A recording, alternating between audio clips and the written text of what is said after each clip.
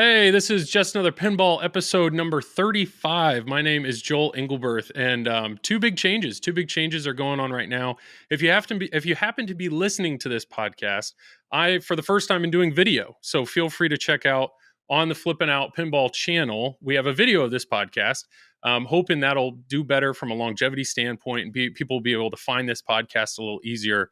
Otherwise, if you're listening in your car, enjoy it. And the second big change is this is now sponsored. It's sponsored by Flip N Out Pinball. So appreciate Zach and Nicole for letting me borrow games to stream and to talk about on podcasts, including the most recent game that I'm borrowing, which is James Bond. So I'm very excited to, if I'm going to go big, if I'm going to start doing a video podcast, who better to get on video than the man himself? George Gomez is back. I interviewed him a few episodes ago, but he's here today. So George, thank you so much for setting aside some of your time to do this with me.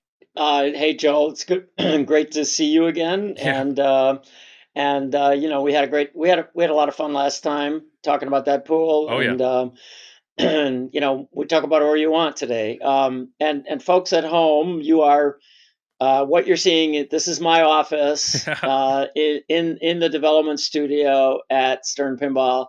So this entire disaster, I'm sure you guys are you're gonna do a NASA satellite image, like NSA satellite image analysis to see what kind of What's hidden back secrets. there? Yeah, what secrets you can glean from the mess that my office is. No, it looks fantastic. Yeah. My toolbox right behind me, Oh yeah, I'm seeing a box of Pop-Tarts, so Yeah, box of pop. Yeah. It's like, hey, I find myself here at all kinds of hours of the day and night. Oh, I was just assuming the next licensed game was going to be, breakfast themed or something. No, that's awesome. Well, George, go ahead. If you're, there was a big giant Deadpool. Oh yeah. You see him. That was courtesy of Mr. Zombie Yeti. He gave it to me when we finished the game. So yep. That's awesome. That's awesome. Yeah, and as you can see behind me, I have my Deadpool Premium. Last time we talked, I had a Deadpool Pro, and I asked like, "Hey, how do you talk me into the Premium?" And to be honest, all it took was I went to a bar downtown and I played the Premium, and I hit the left orbit one time. Yeah, that's right. That drop down ramp, I was like, all right, I'm in. That's the magic right there. Yeah, it's a great game. But we'll just dive on in. First off, Stern Pinball just dropped some news this morning. Yeah. I mean, this wasn't initially in my notes by any means. Right. But, right. If you want to talk about that, it looks like there's some change in leadership. And if you want to talk about it or clarify. Yeah. So, right. So I think that I get the impression from some of the stuff I've seen online that people don't realize that Seth Davis has been the president of the company for a year now. Mm-hmm. So there's all these conversations about what's going to change. Well, honestly, Seth has been the president for a year, and whatever, you haven't seen any like major radical, turn the world upside down changes, and I don't anticipate that you're going to see those. Yeah. So I mean, look, our company is growing, and our company it's no surprise, and we're doing great. And Mr. Stern is, I'm 67, he's 77, and at the executive team of this, the company, I think people sometimes don't realize that there's a whole team of us. It's not just me and Gary running the show. So Seth, the president, John Biscaglia runs the sales and marketing group. Kevin Schechtel runs manufacturing. Michael O'Donnell has been the chief financial officer. So that team is the team of people that run the company. Okay. And so every one of us owns a piece of the business, right? I own product development. And so whenever you see new games, new concepts relative to whatever, accessories, parts, Insider Connected, right? All that stuff comes from me and my team. Somebody's got to make it. That's Kevin's job. Somebody's got to sell it. That's John's job. Mm-hmm. And somebody's got to coordinate the efforts and lay out the strategic vision of the company. And the strategic vision of the company is typically the role of the CEO. In our case, we've had, we've had Mr. Peterson and Mr. Stern who own the company, and that, by the way, Gary's moving into the chairman's role. It doesn't mean that he's leaving or retiring, or Yeah. we would all love to see him snowboard more, spend more Yeah. time with his motorcycles, spend more time chilling out, because he's earned it, and he's 77 years old. But it just means that some of the day-to-day stuff he's not going to worry about. He's going to, he's got Seth's a very capable guy. Okay. Wharton MBA, spent a lot of time at Disney, both on the game side. He's a lifelong gamer.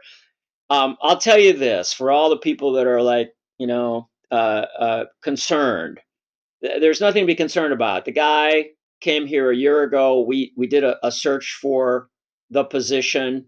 We always knew when we were searching for the position that at some point in time, if the person we selected would work out, in other words, he was a good fit with the executive team, he had our same value set in terms of who we want to be, and all of those things, that he would move into the CEO role, and that Okay. Mr. Stern would move into the chairmanship. And so I think that that's all that's happened. Seth clearly has been a great fit in terms of the exec team and the organization, and that's why we've done it pretty much as planned, really.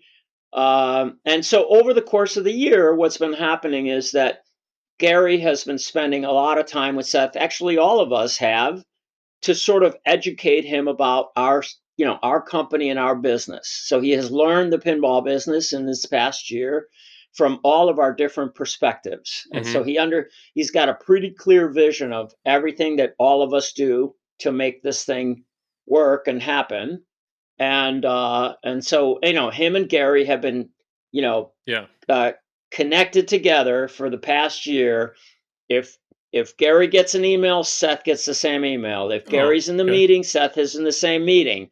If there's a phone conversation, they're both on it. So, it's not any kind of I mean, there's honestly, guys, there's no drama. This is all good. This is all like essentially uh, uh, uh, an amazing part of our growing business, and sort of trying to, you guys don't know this about Gary, but Gary cares a lot about how sustainable this business is.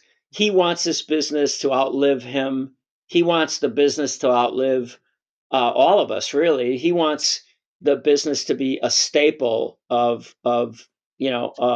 life. And so, um, part of creating a succession plan is trying saying, hey, I need some younger guys with new energy, new vision, new skill to take the company to the next level. And that's what this is about. Michael O'Donnell, the CFO, Chief Financial Officer, has been with the company almost from its beginnings in the Data East days. Has been amazing at managing the the financial ups and downs of the business as it grew. And Michael himself has said, "Okay, I'm ready to chill out." He's retiring, but he's not um, disappearing. He's going to remain a consultant to the company to onboard the new CFO. The new CFO is someone that we just hired. He starts in January, and he's going to start going through that same process of learning the business so Michael can take a step back. Shelley Sachs is probably the oldest employee of the company. Yeah. Has performed a variety of different roles over the years, and very close to a lot of us. And Shelley has said, "Hey guys, I'm gonna retire," and so Shelley's retiring. So I mean, really, that's the press release you saw today. Yeah. I saw some speculation, some crazy guys talking about me being president. I was like, fellas, you don't want me being president. Yeah. You want me exactly where I am. Yeah. I'm the chief creative officer. I don't want to be anything else. I love my job. I love what I do. I love the studio I've built, and I have, as you know, an incredibly talented staff. My joy is in guiding those guys to make amazing stuff, to be great in in their own right, and every once in a while somebody lets me design a game, and Yeah. so Yeah. you know so and then you got Deadpool and you got Bond. It's a really hard thing to do. Don't get too used to it. Yeah. But the reality is that so I hope that Oh, clears up some yeah. of it. No, that's great. Yeah. It's always great. I mean, that's why everybody loves hearing you on podcasts, because it's just great to hear directly from the source. Let's clarify these things, or Yeah. yeah. But speaking of your staff, just real quick, Hmm. who is your least favorite employee, and why is it Raymond Davidson? That's just, if you just want to You answer that guys. outright, that would be great. Oh boy. Yeah. Come No. on. How do you guys love to pick on Ray? Yeah. No. Right Yeah. now at 4 o'clock, right now at 4 o'clock, the software team meeting started. Oh, And so perfect. those guys, Mark Wena and Mark Guidarelli run that meeting. And those guys are all, right now, as we speak, they are in a Zoom talking Nice. about all things software. Yeah. So, Ray Day, he streams for TPN as well, and he's incredibly active on our Discord. And I also know that he listens. He consumes all pinball media immediately. I Like, know, yeah. if you post something, it's like, how are you listening to this episode so Yeah, fast? And so, yeah. I just like giving a hard So we time. And had a vendor today that uh, bought pizza for the company. so nice. we had like this place like this week is like, you want to gain 20 pounds? Come to Stern Pinball That's the week awesome. before the holidays, right? Yeah, This guy, they bought pizza, Northern Precision Plastics. They make a lot of our vacuum form product, our ramps and stuff like that. And they bought pizza for the company, that's a lot of pizza. and that's a lot of pizza. The Yeah, entire manufacturing facility, everybody, like in a line, salad, pizza, that's all this. awesome. And then, like, you can't walk the building without stumbling into like cookies and popcorn and cake and God knows what. The guys in Chuck Ernst's crew, Chuck made some sort of concoction of eggnog that, like, based on some recipe Okay. that from some chef or something. I mean, they were telling me this crazy story that where you make this stuff and it has to sit for 6 to 8 weeks Oh before you can man. drink it. So Chuck says isn't going to go a mold, but I guess the alcohol in there prevents that from happening. So Yeah. I said, Chuck, I love eggnog, but two of Yeah. these and I couldn't drive home. So it's Yeah. like, we got to be, let's So be. so that's why you're getting a bigger building, is what it sounds like, to prepare for all these snacks and goodies that keep Oh coming my your way. God. Yeah. I mean, yeah, this is a bad week to try to lose weight at Stern Pinball. Well, Guarantee you. so that kind This of leads morning, me. I was walking the bond line this morning, and Javier, who runs the factory, called me over, and he had this huge container of chicken tamales. There you go. And so I had chicken tamales for breakfast, Hmm. pizza for lunch, and more chicken tamales. I Oh, you're mean, good. yeah. Oh yeah. You're doing Yeah. good. Well, that kind of leads me to my first question, just a very open-ended one, but like, what in the life of George Gomez at Stern, what would you call is like one of your best days? Like, what would that look like a best day? And then I'll let you know right now, the follow-up's going to be like, what would a bad day for George Gomez at Yeah. Stern look like? Well, so I mean, a great day is, I love it when guys call me in the office. They call me into their office and say, "You want to see something cool?" Oh, cool. And Yeah. I had that today with Brian and Dwight with their next game, and I shot their whitewood, and we talked about the game and stuff, and it's they've got some really cool stuff, and so it's like that. I mean, to me, that's fun, right? Yeah. That's like, I walk around the building, I talk to all these different design teams. Everybody's doing something different. We're having, you're playing the games, you're talking about them, you're dealing with problems and issues, and how do I make this right, and how do, etc. But that's a fun day. That's a Yeah. really fun day. A bad day. What's a bad day? A bad day is a problem. You discover a problem. We've made a bunch of bad stuff, and we got to figure out how to fix it, or we've got something that like some number of these things got out the door, and I mean it's just that's a bad day, right? Yeah. But you don't have, I mean, look, we sometimes the problems are all over the map, right? Like Hmm. you say, hey, this something's failing, or we can't get these parts and we got to figure something out because the line's got to keep running. So what do we, sometimes we have to invent a solution to, you can't get this part, okay, but we can get this part. Hmm. So so yeah, that's a bad day, but Yeah. It sounds like it's just constant problem solving, not only like actual it problems, but is. also you're creating something. So how do I make this? Like It is. it's It's, problem it's solving every lots. day. I mean, what the problems. The coolest thing about developing pinball machines is that the problems, uh, they are so diverse. Hmm. That the things that like one minute you're talking about a game rule that doesn't quite feel right, and Hmm. next minute you're talking about a physical problem, and another minute you're talking about how do we manufacture this in the best way? How do we make something cost what it needs to? Hmm. Or hey, I'm so or you might be discussing a piece of art, or you might be discussing a piece of music, or you might be discussing a sound effect or something like that, or sometimes there are problems come in from the outside, like a distributor or an operator that has poses some sort of a challenge about something, Yeah. and or we have, I mean, nowadays we have Insider Connected. It's another whole arena of stuff that's different and that we have to deal with. And so yeah, I mean, not a shortage of things to do, No. I'll tell you that right now. No, and what's interesting is I interviewed you and Tanya last, it was like June or July. And Yeah, so it was actually July of this year that I was like, you know what? I kind of want to reach out to George again and just check in and like yeah, see, it's been a year. You actually hinted at Insider Connected when we interviewed, and so at this point Insider Connected was out. I was like, this will be fun. It'll be cool to check in on him. And I remember I reached out to you and your response was like, I'd love to do an interview, but maybe we should wait until the fall when the game's out. And yeah. I remember reading that. I was like, the game? What are we like? What are we talking about? Is George on a game? Like, what's this? And then the game Yeah. came out, and I told myself I didn't want to have a conversation until I had actually played your game. And Mhm. so that delayed it. And here we are. I finally have it here in house, but here we are in December. And so what I'm realizing, one, is you're a busy man. Like that, I don't know if there's a good time ever throughout a Yeah. year for you to catch your breath. Um, It's hard. I mean, I'm going into a little bit of a catch my breath period, but mhm.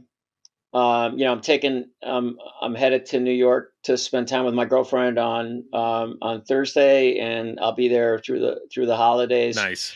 And so, I'm not working during that time. Yeah, I yeah. have, God knows, I've been out there with her numerous times, and I've had to work. So, um, yeah, I mean, it's exciting. I mean, it's I I I have nonstop days, but Yeah. it's all good. It's all, I mean, it's all good. I'm gonna miss it someday, I think. Oh, yeah. Um, Yeah. but I think there's a lot. There's always a lot going on. We're preparing. There's another whole sphere of things that are happening in the background with preparing for the big move to our new building, and I mean, there's just a lot of stuff. Yeah, yeah, it's nonstop. Yeah, And so now that I actually have Bond and I've had a chance to play it, yeah, I'd love to talk a little more about that. Well, I know you did two fantastic interviews with the Super Awesome Pinball Show, so I've hmm, listened to those, and then I also yep, know you did a stream with Marco Pinball, and I watched all of that. So I highly recommend anybody that's listening or watching this now; those yeah, are all worth your time. And I don't want to reiterate any of their questions, so right, right, I but there was a few things that like one question that I really like is so obviously this was a Steve Ritchie game. He had it.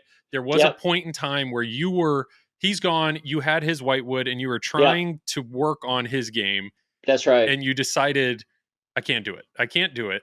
So you that's scrapped right, it. So what yep, my question is, and I also know there was a guy that kind of egged you on with two flipper and you're like, no, I got to do a three flipper game. So here you are, you're sitting in yeah, front of your Kevin. Whitewood. Kevin Grillo operated Yep. on. I don't know if you guys know him, but he's a good guy, Yeah. and I think he came to operating out of being an enthusiast, and so but Yeah. he said to me one day, he said to me, he said to me, goes, I can't wait for the next. Yeah. He loves Deadpool, so he says to me, he goes, can't wait for the next George Gomez two flipper Yep. masterpiece, and I was like, oh, buddy, Yeah, I can't do that. So yeah, that's what I'm thinking is I know you're a tangible guy. So I'm assuming you're sitting down in front of your sketchbook. So it's like it's a blank slate. I mean, is the yeah, first decision or the first like what was the first thing besides flippers and slings did you yeah, put on that? And was it just like, do I want the third flipper on the right side or the left side? Like what yeah. was the first thing you thought of? So I knew that. So I believe it or not, I really do try to. I mean, some guys think all my games are the same, but I Hmm. really do try to reinvent myself every time. And so I knew that I hadn't done a three flipper game since my very first effort, Corvette. And Corvette, so yeah. I said, okay, I'm going to do a three flipper game. I knew that right from the get go. Uh-huh. And the question was, you're right. What do I do with the flipper? So now the setup that I did on Bond is very similar to Corvette. The Corvette was actually easier to shoot. That combination was actually easier to shoot because the shot entrance. It was my first game, and the shot entrances were enormous, and so I've got a lot more experience now. I've got I think 20 pinball designs under my belt, and so what I can do now that I couldn't do then is I can be more precise Hmm. with my architecture, and I have a lot more confidence about what I can get away with. And so the other thing I wanted was I wanted some stuff that I wanted a fair distinction between something that a novice can do and something that a pro can do. So Okay. I wanted some things to remain hard, and I wanted some things to be gimmies for the average guy, for everybody that walks up to the game. Those upper flipper shots and the speed Yeah. of some of those feeds is definitely an advanced player skill. Yep. But as a novice or an average player, when you do hit them, you do feel like $1 million. And so, yeah, I don't, I think you're absolutely right. I think I talked a lot about what I did, the thinking behind Bond and stuff. And by the way, we're hardly done with Bond. Our challenge has been we have so much video content, Yep. and getting approvals is a little bit more complicated than what we normally end up doing. And so every one of my releases has to be approved, so I Yeah. can't and so I'm in that. And with fingers crossed, you guys are going to see one here in the next couple of days, right before Christmas. We're trying to give you another drop on Bond. Awesome. And so we're working on that. My Your lights lights, went out. Yeah, this kept yeah, happening in the Marco stream, which I think is hilarious. yeah, Yeah. and so Your I don't. lighting's fine. Okay, It's great. if All so right, so yeah, you look great. we'll leave it there. But Yeah. yeah, yeah, So I think you said it was like the ramp or the two ramp was kind of one of the first elements you kind of laid that on was the one of play the field. yeah, Yeah. yeah, and that was kind of a tongue in cheek. Uh, Gary always tells me that when we do when we do a third flipper, an Yeah. upper flipper, that it's inaccessible to a novice. Mhm. And so he said, you guys dedicate some element of the architecture to something that most people can never get. Mhm. So I decided that if I was going to do that, that thing was also going to be accessible to the novice. So Wonderful. that's where that combination ramp, that concept comes from. and Sure. and honestly, in the very first few gate reviews on the game, you guys have heard me talk about gate reviews in the Mhm. past, I think.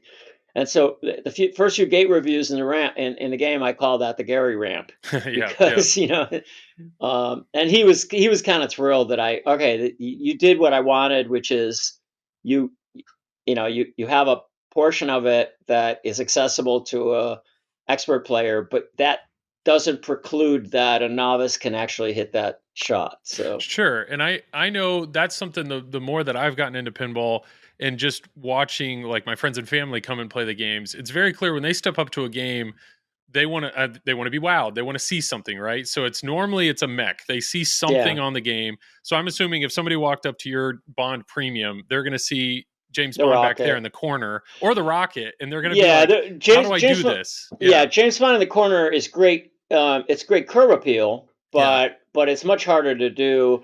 Everybody can get the rocket, yes, and actually, there's a multi ball that's not terribly hard to get that's hmm, tied to the rocket. So I think that yeah, and we're not like the flying the jetpack Bond, which is what you're referring to. We've got some really cool modes where you're actually going to control the jetpack as oh great, opposed to the game controlling the jetpack, and so we're still working on that.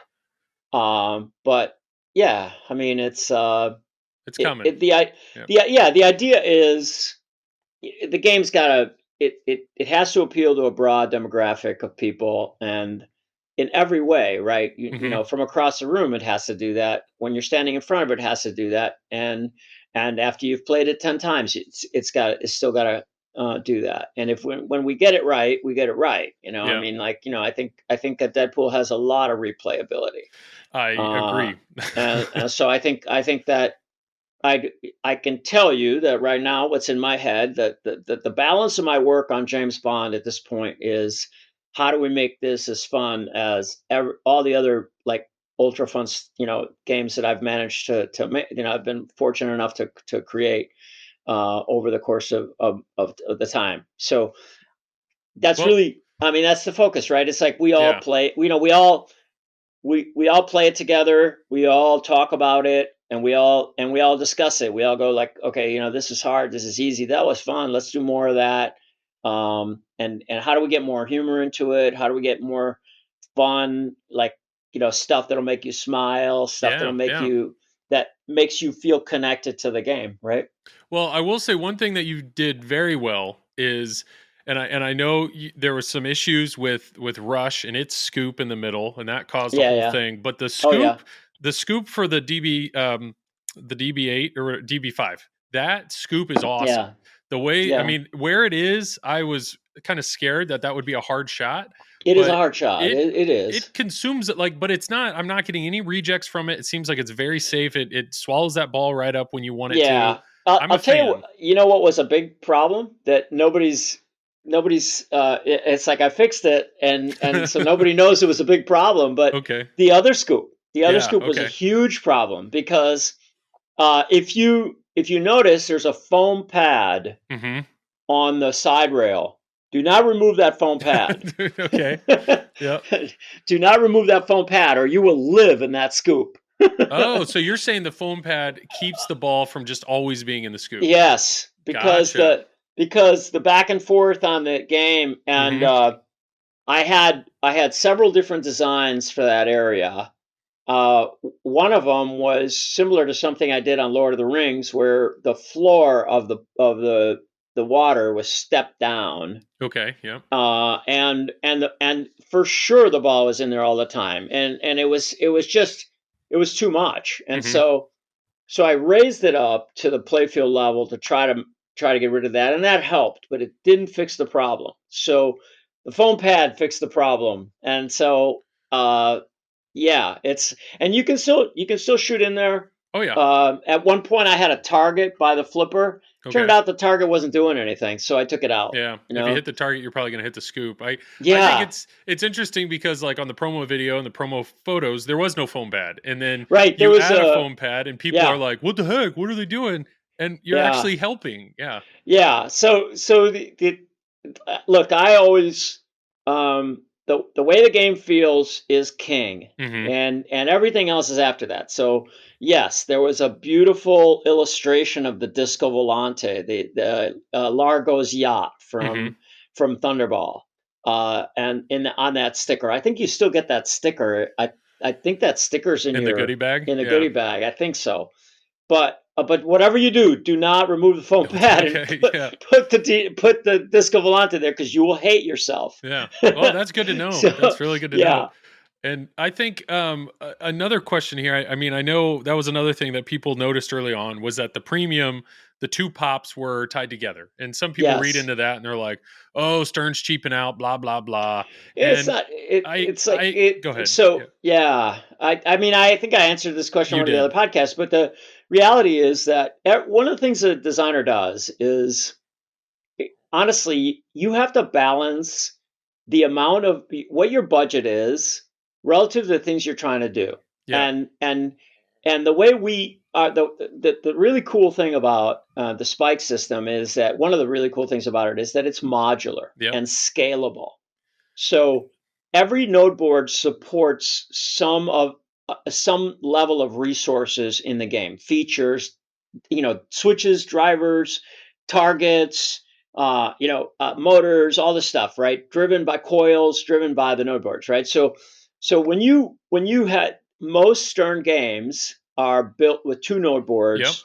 Sometimes the beauty of the architecture is that the communications protocol that is used to connect together all of the nodes within the game is such that when we need a special node, we create a special node, and then that node Okay, goes into the inventory.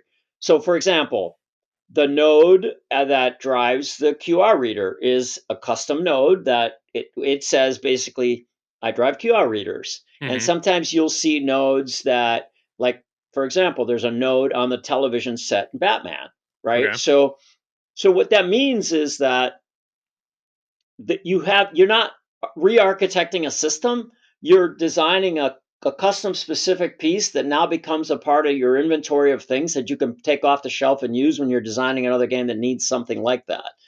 And it all fits inside the environment of the network protocol. hmm, So that the Spike 2 powers up, it says, all right, everybody, who's in the world? Tell me who you are. I'm yeah, node 8, I'm node 9, I'm node 7, I'm this node, I'm that node, I'm the cabinet node. And so they all report in, and the system says, okay, I understand who you are. Now let's talk. And that's essentially how a game, how a game happens. So to go back to your question, when you run out of drivers and you have to spend the money for an additional node, you have to make a choice. What's it worth to you? yeah, And having two pop bumpers separated, it's kind of like you say to yourself, do you want me to kill one of the other features to give you two independent pop bumpers? If you can prove, when in fact I yeah. made two pop bumpers tied together, two pop bumpers and a rubber band, I made them work as well as any three pop bumper array that I've ever designed in my life. And I challenge anybody to tell me that those pop bumpers work any worse than any other pop bumper array I've ever done. Yeah. So I'm like, I don't, you really want me to add, it's like you want me to kill like a flying guy, or you want me to, Yeah. what do you want me to take out? You want me to take out the DB5 so that you can have a independently connected pop bumper? Not going to happen. So So your node board. So that's what I wanted to yeah, ask. I think they said, or it was said on the Marco stream that that means you have 18. Was it 18 drivers? Is that between the two node yeah. boards? Somebody, I So don't remember what the number of, I don't remember the exact number, but that's how we do it. So we basically, you say, I got this many switches, I got this many light drivers, I got this many coil drivers. okay. I need a motor driver board. I need to, whatever it is that you need. You start with the set, and we need to go over, you have to basically Yeah. say, okay, I'm willing to spend that cost. I'm willing to say, now, let's say, for example, that you were light on like the cost of your toys. Let's Okay. say that a mech isn't. Let's say you don't have a Godzilla building or a Batman turntable, and now you say, okay, look, I got extra money. I can add another node. A Hmm. node has a value. I don't know what I forget what the cost of a node is, but it's enough that you say, okay, I'm not going to add another $100 to the game just to drive another pop bumper, then I Sure. have all these, and I have all these spare resources that I don't have any use for, right? Because you're buying into the notion of a whole node, and I'm certainly not going to create like a two coil drive node board for, Yeah. Yeah. you For know, one game, one time. for bet. one pop bumper. I mean, it's like I don't mind. It's not even about one time because it'll go in the inventory, Yeah. and that's Okay. how we work around here. We're just like, what do you got on the shelf? What can you use to do to accomplish what you're trying to accomplish? So Um, the brainstorming that I was trying to so when you were talking about slots or how many like that yeah, node board if you have 18 things, so yeah, I'm assuming that's coils and that's motors. Is that right? Or yeah. is So there well, something else? nodes drive the lamps. They read switches and coils. Motor drivers, we typically, if depends on the kind of motor. Sometimes we can use a coil drive. Sometimes we can use a light drive can sometimes control a motor. So Okay. depends. It depends on what it is. What the step or whatever it is. It has different characteristics, but you're still assigning resources. By the way, this is not anything new. Yeah, If yeah, you yeah. No. like when I worked on Monster Bash, and whatever I forgot what the parameters WP WPC 95 were. We had to work to that, Yeah. right? So it's kind of like, or you're creating something special, you're adding something to the system, etc., and you have to justify the cost. We don't we don't shoot from the hip around here. No, Meaning no, that, yeah. well, it's like the game has a cost target. The team tries to hit that cost target. There's some flexibility as you get close, and the flexibility has to do with the balance of the business equation. Are does the sales team think they can pass the cost on to the customer? Does the sales team believe that they don't have that ability, that there is that limitation? And so there's lots of different things that play into this, right? The cost of a game is not just what the designer puts into it, but the cost of those materials and Yeah. processes, and all of the things that it costs to make these things. And those costs, by the way, in the world today are all upside down because Yeah. of COVID, right? And we're still suffering from it. The supply chain's all screwed up, and all of the things that we buy cost more. Very seldom is somebody showing up and going, "Hey, the price of plywood just Yeah, yeah. dropped." Lucky you. Everyone's Yeah, it's on sale. so Yeah.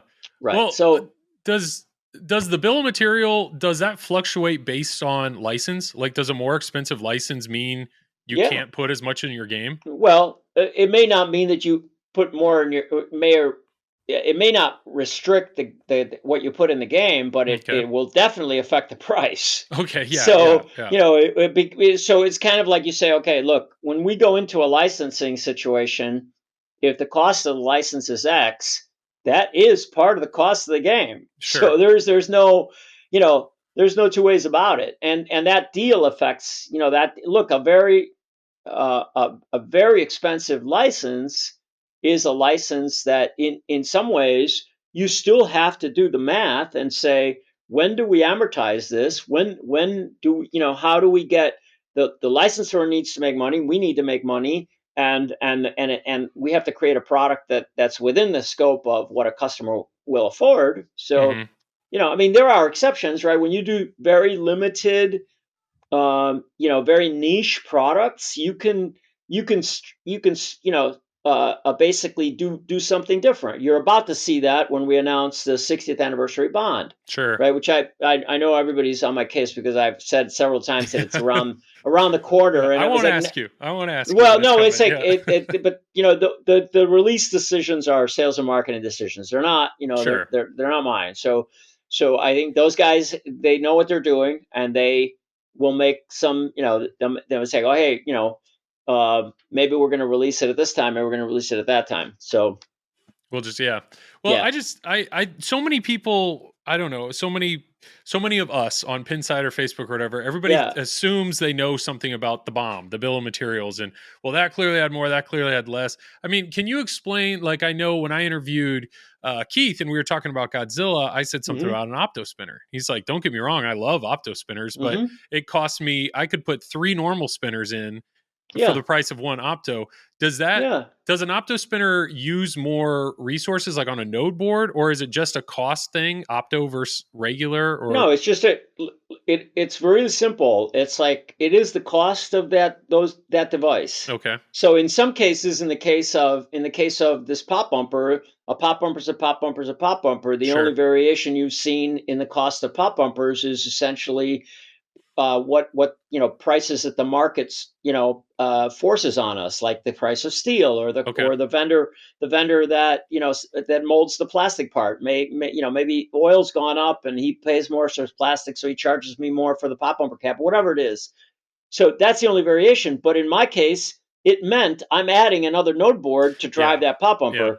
In Keith, what Keith is talking about is an opto spinner. While it works, amazingly. I've got one on bond, right? yep, And the only problem I have with it right now is that sometimes the bracket's not formed right, and I've seen some of them come off, and I'm working on getting you a fix for that. But the reality is that it's the cost of that part. So okay, it's like I look that spinner has some pretty trick sensors on it, and the electronics cost X. It's not as simple as a bracket, yeah, the weighted spinner, and a micro switch. So you make trade-offs. If you want zero friction, and the thing spins forever, then you're going to go the opto way, or the sensor way. And if but he's looking at what he's talking about is he's responsible for his bill of materials, so he's yep. got to make choices.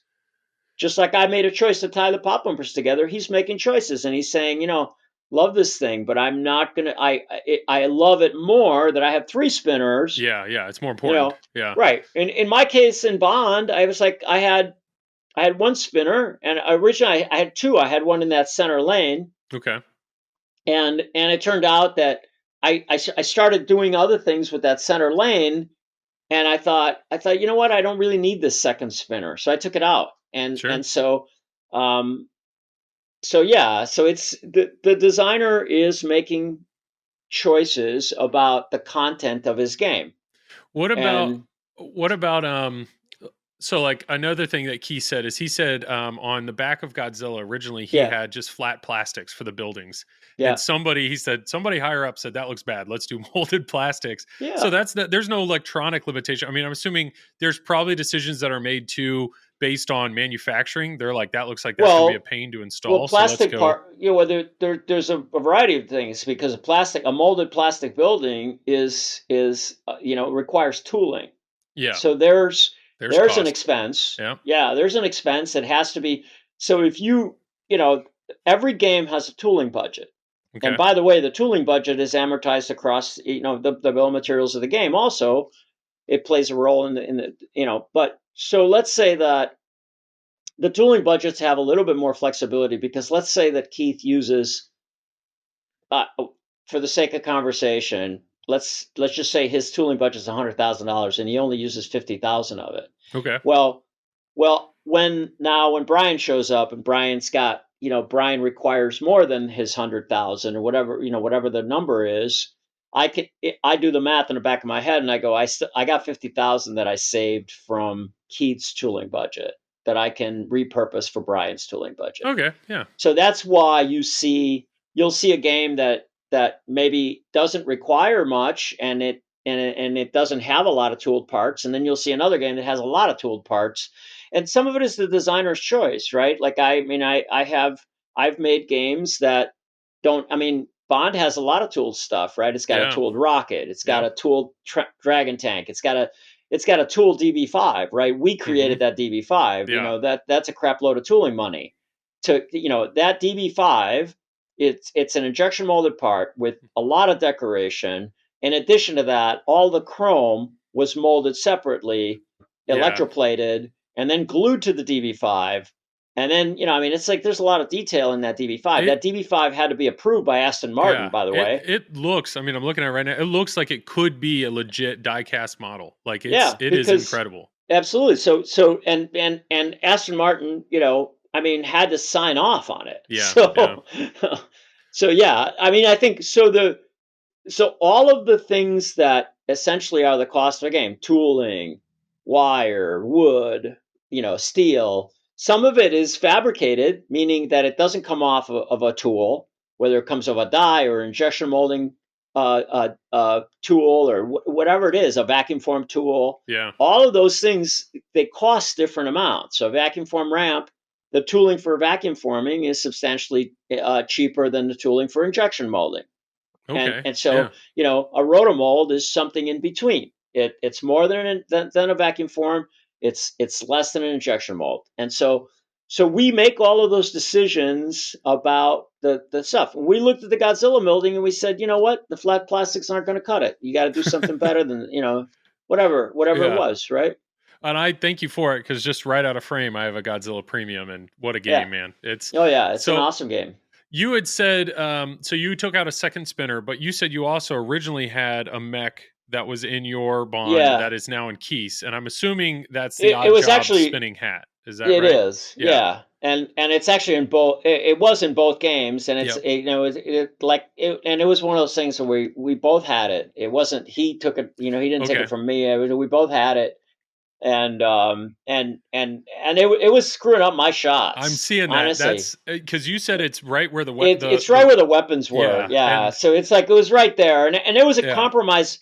It was a compromised position, meaning that depending on how it was oriented when it landed, it might mean nothing, but Okay. some percentage of the time it just didn't feel right to me. So I was like, you know what, I don't need this. Yeah, And the game when you're hitting shot, it flows well, and it's a very unique shooter. There's no doubt about it. It really surprised the heck out of me when I backhanded that shot between the two ramps. Like, visually, that does not seem like that would work, and it does. And it's a yeah, consistent, reliable shot. So I got to give it to you there. Like, it is a very unique shooter. It doesn't feel like, to me, it doesn't feel like anything you've done before. Any, like, you but know. but it's like to the guys that think all my stuff's the same.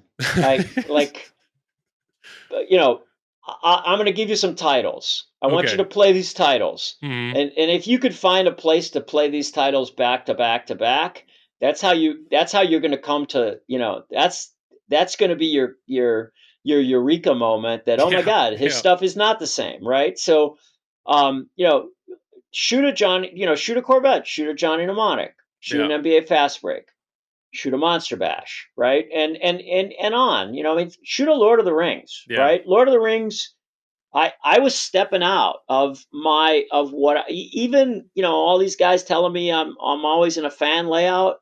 Shoot a Lord of the Rings. Does it Yeah. feel like a fan layout to you? I mean, if it does, you're not understanding what that is, Hmm. because that game has one of the coolest things about that game is no matter almost regardless of what you do, the ball lands in a good place. Yes, I'll give you that.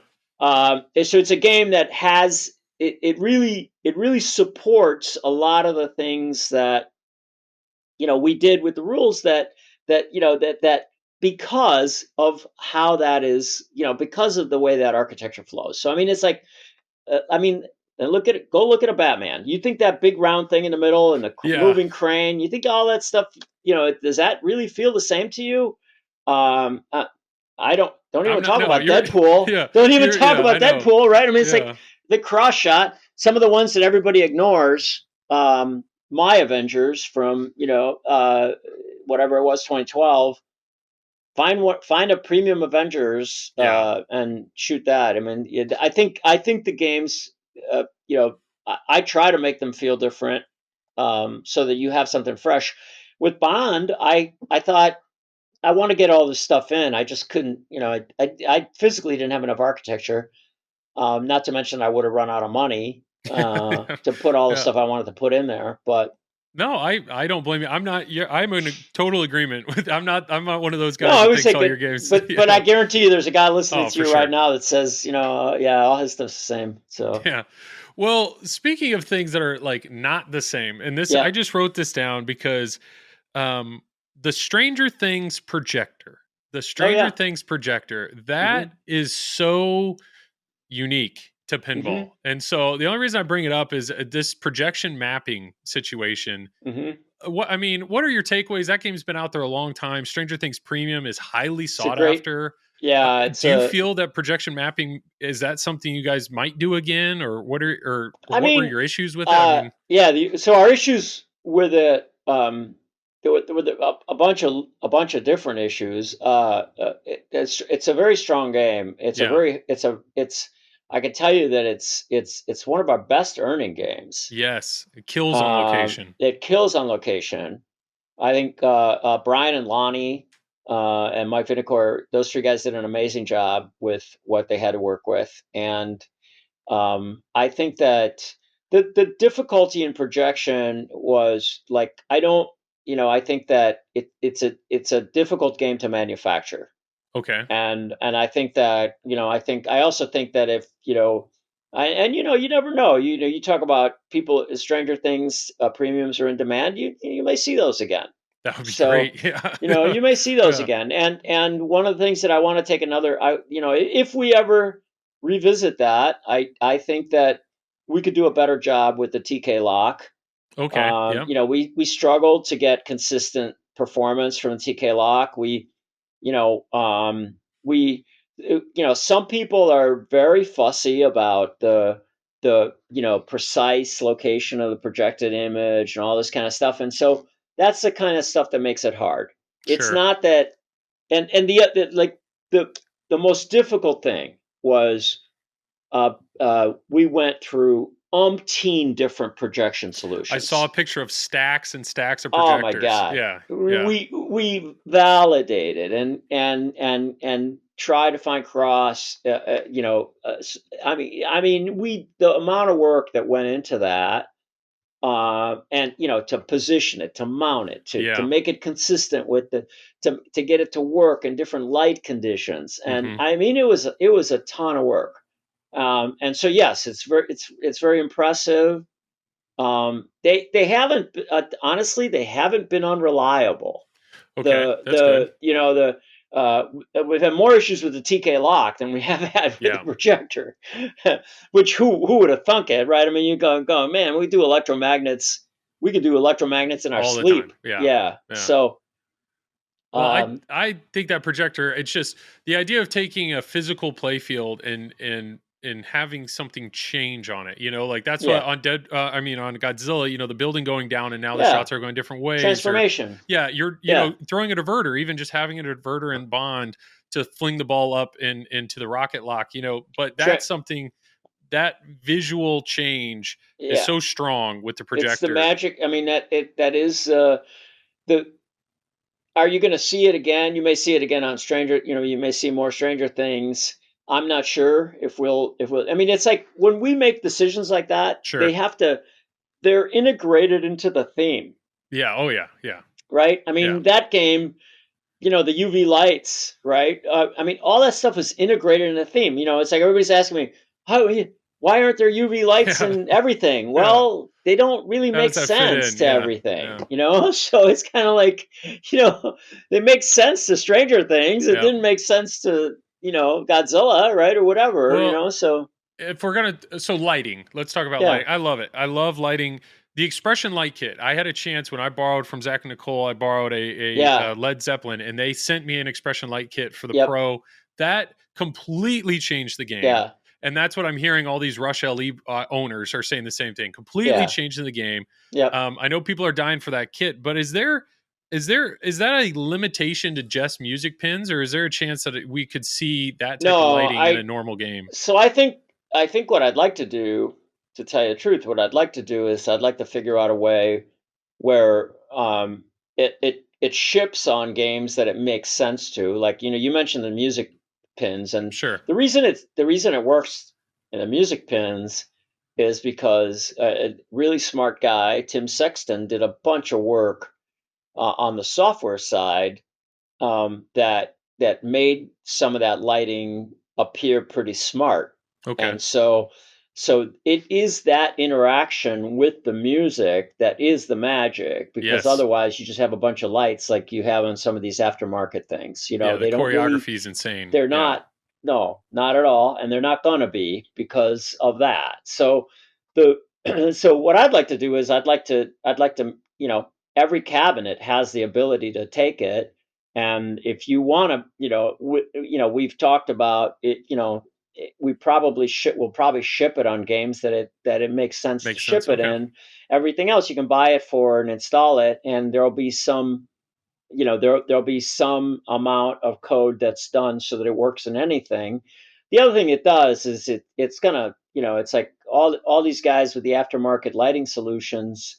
Honestly, those things are pretty cumbersome, right? I mean, you want to lift the Yes. play field and you got to take all this stuff off, and it's like, I don't want that. I want it to be seamless. And And that's so, you that's know, why I have actually splurged and bought the official toppers, because it's yeah, I actually want, built into the game and yeah, choreographed into the game. Yeah. we're working on we're playing around with a new bottom cabinet design that will sort of move the game on, and you know do some do some of the thing, like, I don't know what it was, 8 years ago or something. I redid the back box, Hmm. and that back box has been very successful. It's so nice, and when it's screwed together right, it's awesome. It does so many things, and it does it well, and it's really easy to control the fit and finish and stuff like that, for the most part. And so we want to do a cabinet that has the same sort of thing. Our cabinet over years has a lot of band-aids in it, because we run into problems, or a vendor gets in, we get into a jam on something, and we have to do something last minute on it. And so I want to take a step back and Sure. clean all that stuff up. It's an opportunity to integrate some of these features in a more elegant way. And so, one of the bazillion R&D projects that are going Yeah, on yeah, around here. yeah. Just squeeze it in. Yeah. No, I Yeah, think it's lighting is huge for me, and that leads me to another question, which is, it seems like most other manufacturers at this point have kind of transitioned where every single insert or bulb on the game is an RGB LED of some sort. I yeah. know you guys have had like Guardians of the Galaxy Premium. Every insert was an RGB LED. Is there or what's your thought process on still having, colored inserts or just single bulb inserts? I know you've gone to on certain games Yeah, I like mean, three color GI. so it's a cost challenge. Okay. And you have, and for us, it's sort of like, you trade. What am I trading to do that? And where does it mean something? Because when I come off of some of these games, and I'm like, my eyes Yeah, are, yeah, I'm yeah. seeing spots. I'm like, okay, that looked great in your launch video, but good God, I don't want to play that thing. Yeah, So yeah. so I don't. I mean, that's the problem, right? That Okay. the Yeah. problem is that it's kind of like, just it's like the blind It's just too much. shove shit in there. I mean, I'm sorry. Yeah, yeah. It's kind of like, I want a more elegant solution. I want something. So it's like, yeah, we talk, full RGB, blah blah blah blah. It talks about all the time. The other thing is, I want to do it in such a way that's cost effective for us. And so Okay. there's been a lot of discussion around here about how to do that in a more elegant way than what everybody else has done. Okay. And so, but I don't, I don't, I I'm very focused on, we need to pick our battles so that we can continue to be successful. I weigh all of these Oh yeah. decisions, and Yeah. I say, okay, I'm going in this. I'm going. Okay, it's important to do this now. It's not important to do that now. And so I make choices, right? And Yeah. you guys talking about, what do I do? This is what I do. Yeah, problem solving and making hard decisions every day. One thing I did look up is Spike 2. We've been on a Spike 2 board a long time. Is there Spike 3? Is that in the Yeah, works, or a whole nother board? Are we yeah, anywhere it close to is. that? Yeah, it is. It Yeah. is. Yeah, Spike 3 um, will bring a whole new host of, Um, I mean, so the beauty of Spike 3 is, you're going to get a lot more power Okay. without incurring a lot more cost. And the reality is that the node architecture will remain as is. Nice. So basically, there will be an element of backward compatibility, and which gives us flexibility in terms of the transition to a new hardware set. And yeah, the work on that is, you're not going to see it yesterday or, Yeah, very yeah, soon, yeah. but you'll see it. Yes, it's being worked on, more processing power, and, and all of the things that are sort of like, okay, it's like, we know this, and now we need to move the game on, and this is how we're going to do it. Well, that's good. I know my fear. Well, it wasn't a fear, but like when Insider Connected came out, it just seemed like such a revolutionary change that in my mind, I'm like, I'm surprised that's not Spike 3 exclusive. I'm surprised that that's the fact Yeah, that not only is it Spike 2, but also that you the retrofitted kits, all the yeah. games so that every single one of your games, that's awesome. And because of Spike 2. That's awesome. Meaning Yeah. it's like, you so all of that could happen because of Spike 2. Because Yeah. when we did Spike 2, we said, okay, we don't know what we don't know about the future, but we need to flexibility is like really Oh yeah. important. Keep it modular. And Yeah. and by the way, that flexibility has also saved our ass in terms of mass producing the volumes of games that we're producing in an environment where you can't get parts for this or Yeah. that or the other thing. And so the those decisions, the more modularity and flexibility that you can design into a system, the more survivable you will be. And that's and those are not sexy decisions. So no one wants to focus on them. No one Yeah. wants to think about them. Some, uh, my genius hardware design, guardian angel, Andrew Pines, is a freaking visionary, and we when we sat down to talk about what should the system be, those were big points. Yeah, and it's paying off years and years later because that Yeah, it was is. 2017. 2017 is when what was it? Batman was first one with it, right? Yeah, It's yeah, but crazy. Spike, but actually, so Spike 1 was around for a short period of time.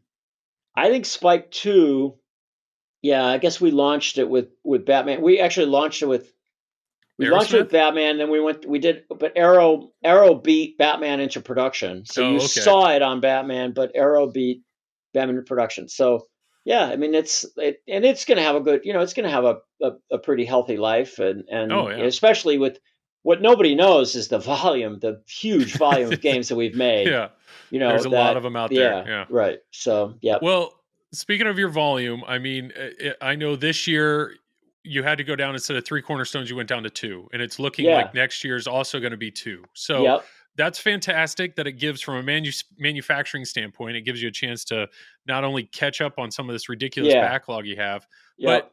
having this extra time. I mean, you have Brian Eddy, you got Jack Danger now, Keith Yep. Elwin, Yep. John Borg, Yep. and then in yourself if you want to be included in that. But I mean, it sounds like from a designer standpoint, does that mean now that every designer has more time to invest in each one of their games because of Yeah, the some manufacturing do. schedule? Yeah, some do. Yeah. Yeah, Yeah. yeah. Some definitely do. I didn't, but Yeah, some yeah. do. You never do, Uh apparently. Yeah. yeah. Yeah, some do. So they have but you also, I mean, we're also booked out to, Yeah. 2 years in terms Yeah. of licenses and stuff. And so there's guys that when they finish and and the game, the game, hopefully they'll finish, the game's done and it goes on the shelf and they move on to their next game. Hmm. But those guys are all busy. I mean, every one of those designers that you just mentioned, I've flipped their games. I've been flipping their games for a little while, so they all have stuff going on, Nice. and you're going to see some really cool new things, and yeah, it's very exciting. Oh, for sure. No, I know the production schedule's kind of already been out there and just seeing what's coming Yeah, ahead. It's like, okay, well, March, we're going to have to see what's coming up, yeah, and that's right. if people are going to guess, we're assuming it's probably going to be Jack Danger or Brian Eddy. That's who's next in line, right? So we're Yep, just yep, yep, let's see what's coming up. yep. And I'm excited about it. One name I haven't seen in a while is Tanya. What's Tanya up to these days? I know when we talked, Oh, he was he's the Insider Connected guy, and you connect. said he was Yeah, going to have a game. yeah. So He's collaborating with Mr. Danger. Oh, fantastic. Okay. Yeah, So he's yeah, back in. I mean, I know yeah. he He's in the did. seat. He's in the seat. He That's came awesome. off. Yeah, he came off of some of the genius work that he did on Guts IC, or Deadpool. and yeah, and you know, and then he yeah, he's on Mr. Danger's product. Well, So that's exciting. so Yeah, that's a, you know, that team, yeah, those guys are working together, and then, you know, we'll see what, you know, we'll see what's in store for him after that. Yep. that's cool. I have just there's a lot of people that for Deadpool to be his essentially his only game. I mean, Yeah. he crushed it with that Yeah. code, and so Yeah. that's why I know there's a lot of people, myself included, that are anxiously awaiting to see Yeah, I what's was just saying, next. we Yeah. were laughing because yesterday Mr. Yeti, Zombie Yeti, sends me the snapshot from Pinside, you know, and, you know, I never go to Pinside, so I don't know what the hell's going on, but he Yeah. sends me a snapshot from Pinside that the Deadpool's number 4 or whatever, Yep. and we were laughing. And so Tanya was in my office this morning. I said, "Dude, nice job." And he said, he turns around to me and he goes, "Dude, nice job." There you go. Yeah. You just pat each other on the back. You guys really crushed it. You guys absolutely really Yeah, crushed it in that game. we had Uh fun. We had yeah. fun. We had a lot of fun. Well, what else do I have? I have well, here we go. Here's a good transition for you. Speaking of Okay. doing things together, Yeah. co-op mode. Co-op mode to me is Yeah. huge. Like Yeah. I have a TNA. That was the first game that I Uh played, huh. Total Nuclear Annihilation, that had co-op mode. Yeah. And it's in my mind, it's a game changer as a teaching tool to be able to play a game with somebody and Mm-hmm. like, let's do this together. And then Dwight shortly Yeah. thereafter threw it in Turtles, and now it's been in every Dwight game. Yeah. Is there is this kind of is this are they in Dwight games because Dwight cares about it, or is there a chance that co-op mode may No, become a we all standard? care. We all care about it. We all think it's cool. There's lots of things that you're going to see, I think, related, and some of those things are actually going to spill over into IC. Oh, cool. Okay. So yeah, so yeah, it's not it's strictly a matter of, uh, you know, to some extent it is designer's choice, Okay. but everybody talks about it, and, you know, and everybody's like, oh yeah, and if I had time, I'd put this in. Um, and so, yeah, I mean, there's some really cool stuff coming that I unfortunately can't really get into, but that will, a lot more a lot more stuff kind of like that is the best I can tell you. I'm fine with that. No. Yeah. And a lot of it is, you know, and some of it is, it's really tied. A lot of it is the power of IC, the ability to do some of those, you know, some things that uh, make the game interact in Sure. new ways. And so, yeah, co-op mode is well loved. There's no, Yes.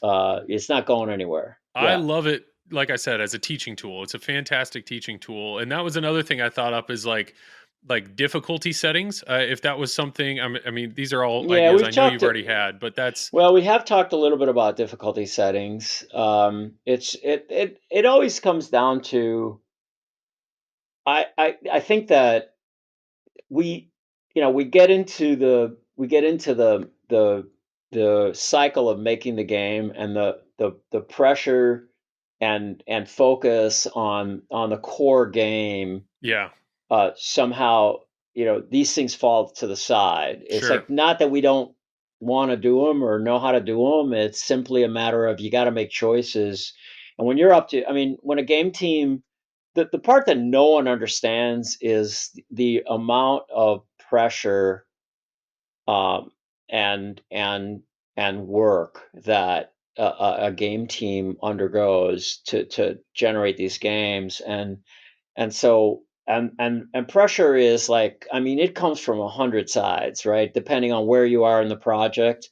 Hmm. And there's a, you know, there are licensing challenges, there are cost challenges, there are performance challenges, there are manufacturing challenges. I mean, it's just a million things. There are schedule challenges and life challenges that introduce, you know, that because you have human beings working on the product. So, you know, shit happens in people's lives and it affects the products, and I mean, it's like, or affects the cycle, the development cycle, and stuff like that. But I mean, I've said it before, we run the studio with a certain amount of discipline.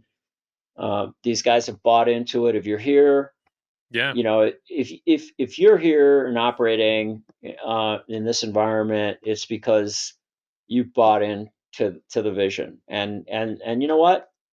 I've proven that the vision can work. Yeah. So it's kind of like some amount of discipline is required to do this work. And if you don't want to do that, you just want to, take 6 years to make a game. This isn't the place for you. Yeah, and that's something congrats on that. It's when it comes to Stern, it's I have full confidence you're going to get a game, you're going to get a finished game, and that's something. I mean, that's a lot of conversation with Bond. Maybe the Bond isn't finished now, but It will be. everybody exactly, it will be. The code will Yeah. be good. No, You're not going to you have my drop word. You have anything my there. word. I mean, we're Yeah. not. Look, we went through a difficult period of time, and people don't understand this. When I joined the company in 2011, I had 9 guys in development. Nine Hmm. guys, right? So yeah, did it take us a long time to finish the games from in that era? It did. It absolutely did. Longer than we wanted. Hmm. But we're at a place now where we seldom ship you less than Bond would have shipped. Probably would have shipped at .85, .9, something like that, had we not bumped into a lot of licensing stuff at the 11th hour, and we did. We Yeah. we're ready to go with much more content, and man, this landed on our heads, and we're like, okay, we can't do it this way. We have to change how we do it, and we took a step back, and so it's unfortunately we've shipped you with .7. Hmm. We're about to give you a bunch more stuff. Hopefully, here we're trying to do this drop before Christmas if we get if we get all our approval ducks in a row.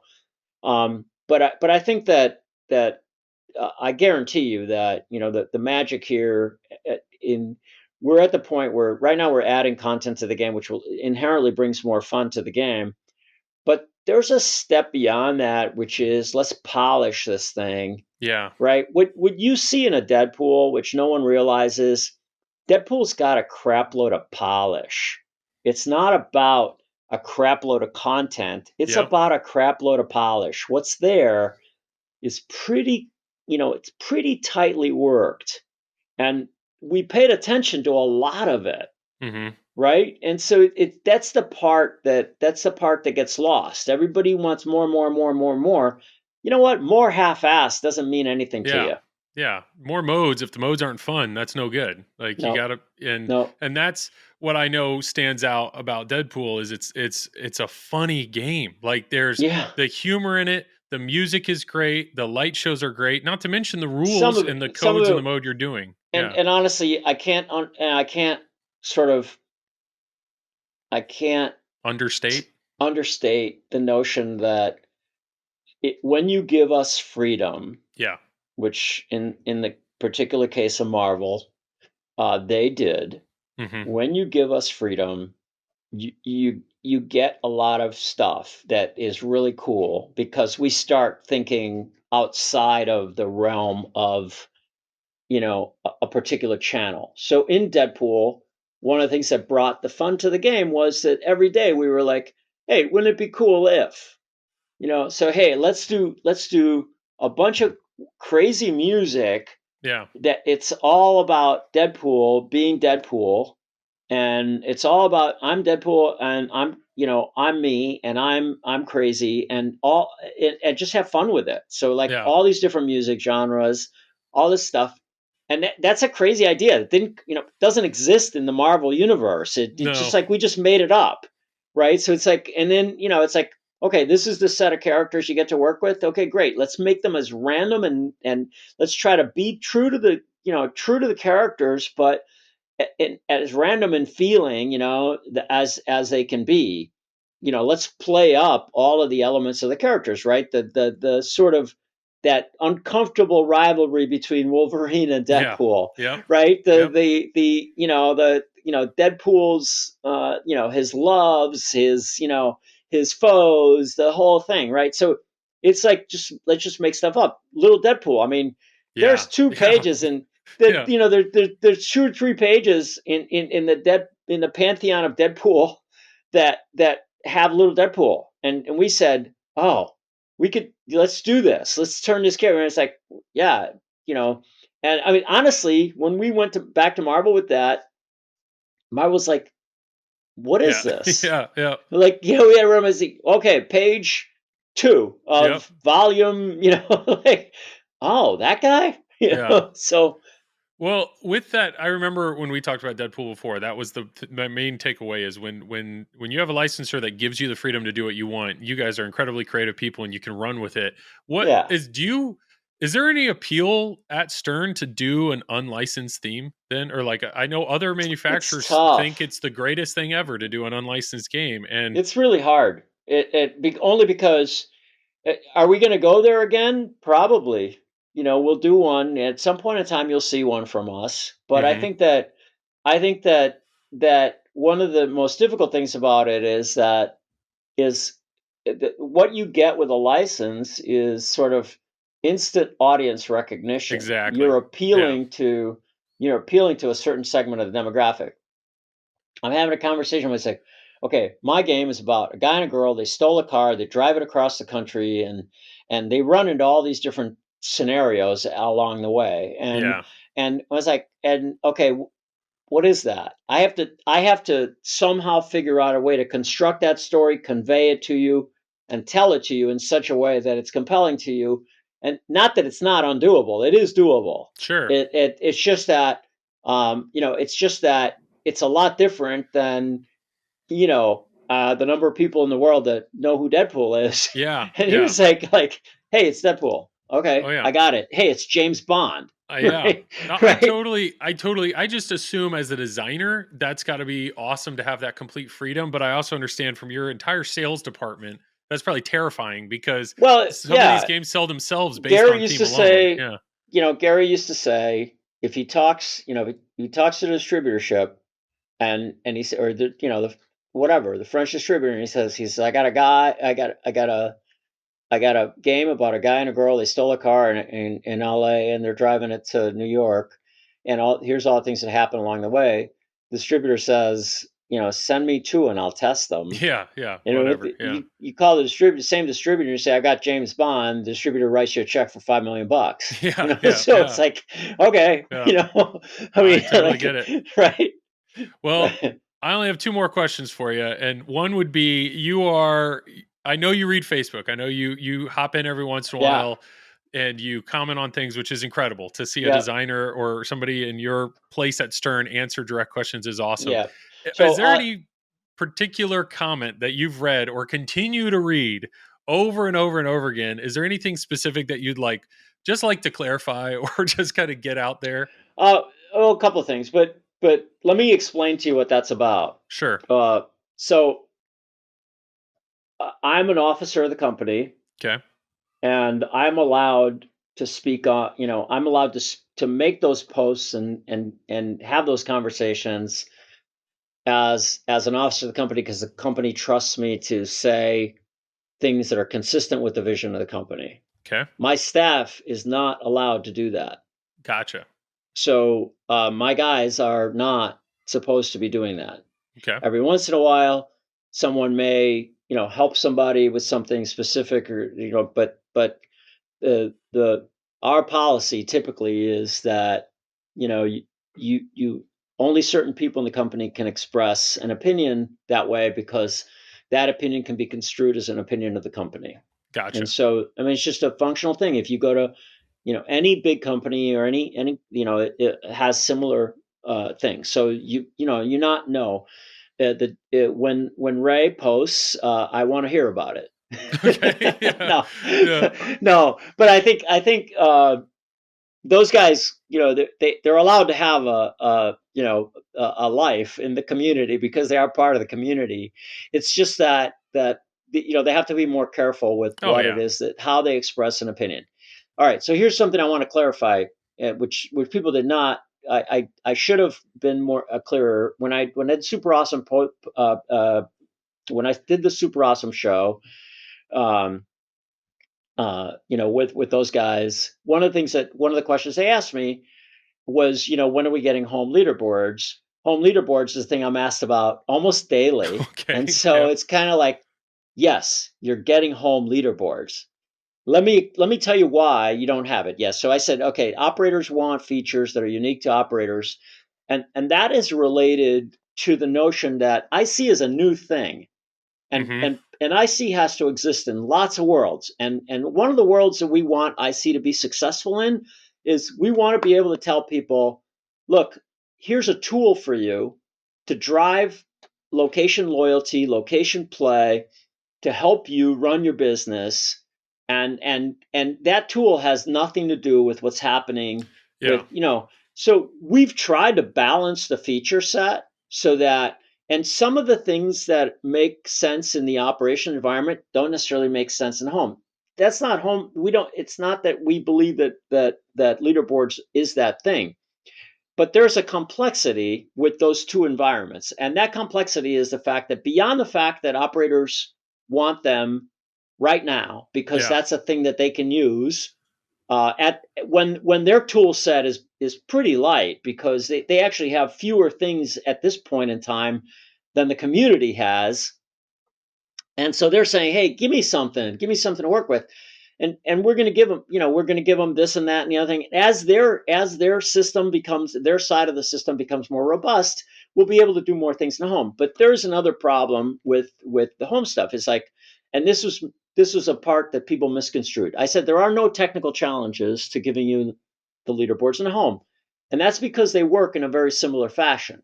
Okay. What doesn't work in a very similar fashion are privacy issues and security issues. Oh, Okay. okay. Okay. So Yeah. so now you would say to yourself, privacy and security in the home inherently seems like it would be tougher to do that in a commercial environment rather than the consumer environment.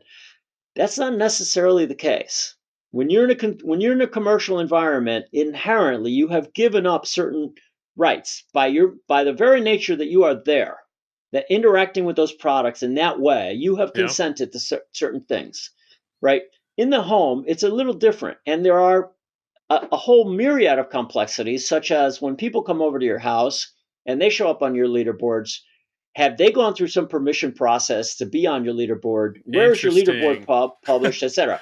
So, look, we spent a lot of money with a law firm when we were building IC to make sure that we were on the right side of everything, Okay. and we're going to continue to spend that money because we have to, right? So, and the same thing with the security, with the security company and security issues relative to the internet, and the fact that I have that many more points of contact when it goes into a consumer environment than when it is in a commercial environment.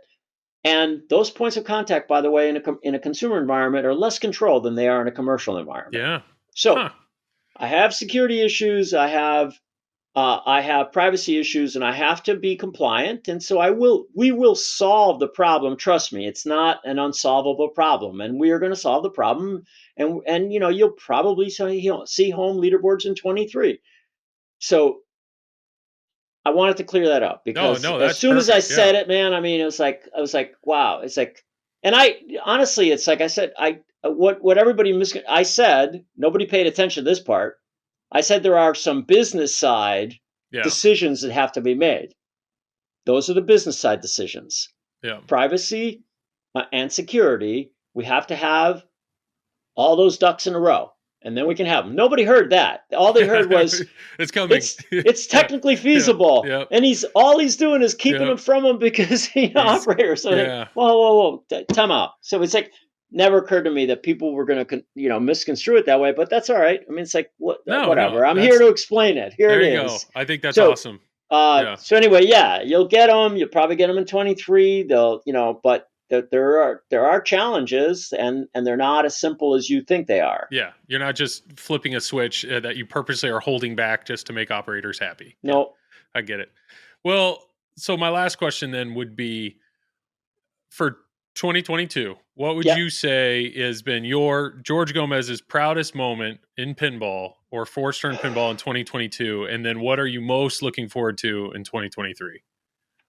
Wow, that's tough. I mean, you know what? I'm proud of what the company did.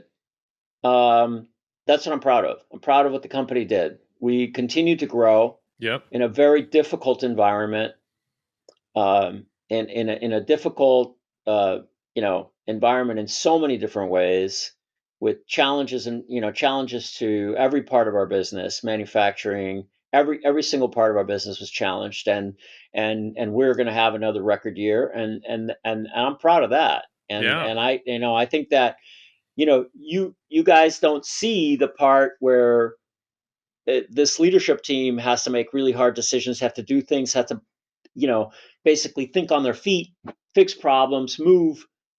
I mean, it's react. So I think that's the stuff I'm most proud of, is like the growth of Stern Pinball in 2022 in an incredibly challenging environment, from in every way. I'm proud of that. Awesome. Um, Yeah. uh, what was the other half of your question? I can't remember. 2023. What's coming up that you 2023, what's are? coming up? What are you excited about? I mean, I think for me it goes back to something very similar, right? That 2023, we're moving into a new into a new facility, and new opportunities, new challenges. Yeah. We've got the two the two game. I think you're going to love the two games that you see Mm-hmm. in 23. Uh, um, uh, Jack's game and Brian's game. Yeah. Jack and Tanya, Brian and Dwight. Um, they've got some really cool stuff. I'm telling you that I spent 20 minutes flipping Brian and Dwight's game today, and I had a gas. And I mean, Awesome. it's really awesome. And they've got some really really cool stuff. Tanya and Jack's game is equally, it's thematically, it's going to blow your socks off. How's Nice. that? Nice. So I think Yeah. it's something. Um, it's a move in a different direction for us, and Okay. so I think you're gonna. And by the way, that's it. That's that includes Mr. Yeti also. So Oh, okay. cannot be discounted. Uh, and so you have. Yeah, you have a lot of strength there, and that's going to be very cool. That's awesome. Yeah, I mean, there was no Brian Eddy this year, or not Brian Eddy. There was no Zombie Yeti. There was no Zombie Yeti this year, Yeah. in art. Well, And you're getting Full Metal Jacket Zombie Yeti next year, because you I'm got excited yeah, you got him on you got him on on both. both products. Yeah, I can't wait. I yeah, mean, I didn't realize it until I was just looking at my collection, and I'm like, crap, I got Deadpool, Turtles, and Godzilla. Like, I'm a fan. I'm a fan. yeah, for sure. That guy's decent at art. Oh my It's yeah, God. yeah, Yeah, wait till I mean, yeah, yeah. um, uh, yeah, I can't say enough about that guy. He's awesome, and the stuff that the work ethic Oh yeah, is unbelievable. Unbelievable. I mean, it's like nobody really understands. This guy lives his craft, yeah. He's and drawing all the time. he is a craftsman. I mean, I mean, honest to God, yeah, he just lives his craft. That's awesome. So yeah, you're going to get two amazing games from us, and of course, we'll fill a lot of I orders know you got a for the lot of games guys that have been coming. waiting. Yep. Yeah, and I think there's more. All you Deadpool people, there's more Deadpools in 23, Yeah, and that's gonna be great. I know yeah, all the Elvira people are letting out this yeah, huge sigh Elvira's. of sigh of Yeah, relief. Elvira's, Yeah, Jurassic Parks. I think yeah. there's, and I think you'll see a bunch of stuff, and more Bonds. I mean, like Oh yeah, we're finishing up the last of the LEs right now. So I think when Jan 1 or Jan 3, I think we're back, or on the floor, and I think the factory's into You Only Live Twice, and so yeah. yeah, and trust me, there's some really cool. We're gonna get, you're gonna there's some cool surprises related to Bond stuff that I think you're gonna like, and wait till you see Keith's game. I know. I So know. We're all yeah. There's plenty on the horizon. I know we're all excited about, yeah, and yeah. I mean, that's really all I had, George. I cannot thank you enough for doing this with me again. I'm excited for your move. Good luck packing up your office with all that's in it. yeah. Oh Yeah. my God, here, like, I don't know if I can do this. Editor's note: at this point, George tried to move his computer and his webcam and something happened where something came unplugged and it killed Zencaster. So we lost audio for a second, but through a little bit of troubleshooting, we got it all fired back up. What is different though is his audio is not nearly as good. So this last little bit, sorry, but his audio is not nearly as good quality. And yeah, we're just gonna go from here. So back to the show. All right, so we had a little technical difficulty there. Apparently, when you moved your camera, it killed audio. I was trying to pan so you could see the rest of the office. It's just nothing but goodies. Yeah. Yeah. So that's what I was trying to do. Hey, no worries. Sorry about that. No worries at all. Well, I'll just say to wrap it all up. First off, if you are packing up, I know I've said this before, put all your sketches in a pile and just send it to somebody and make a book already, because I know we're all dying to see them. But no, truthfully, thank you so much, George. I would love to keep doing this. I'll have to put it again next year. Whenever you want. I think I want to say happy holidays to everybody, and I hope everybody has a healthy and fun holiday. Spend time with your families, and play some pinball, and try not to think of us as the evil empire. Yeah. Honestly, we're just trying to give you great pinball machines. No, and I doubt everybody listening to this. I mean, we all love pinball, and thank you, Stern. Like, and I read some of the stuff I read. I'm like, oh my god! I was like, how did I get so evil? Yeah. Well, no, I appreciate you. If you need to hear it from one person, I appreciate you, George. So evil. Yeah. Everything's like, must be taking out money. Must be this. Oh man. Yeah. All right. Well, no worries. Well, once again, this was episode 35. Thanks again, George, for being on here. And we'll have to catch up again soon. We'll see you, Joel. Happy holidays, everybody. All right.